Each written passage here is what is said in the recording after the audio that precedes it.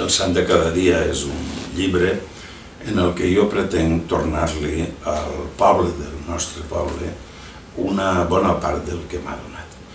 És una glosa diària de santets, costums, pensaments que anaven al voltant de cada un dels dies de l'any. És com aquells tacos de calendari que es pegaven en la paret i anaves arrencant una fulleta i anaves llegint què volien, que ens imposaven que fora el dia. Però això està fet naixent des de baix.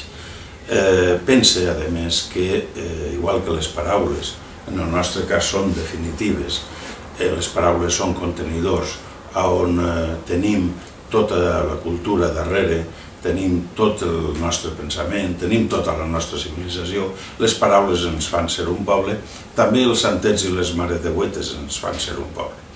Pensem que el nostre poble les ha adorat, les ha reverenciat, però no sols això tenim que pensar. Tenim que pensar també que són contenidors, com les paraules. Molts d'ells, o pràcticament tots, amaguen darrere déus de l'antiguitat.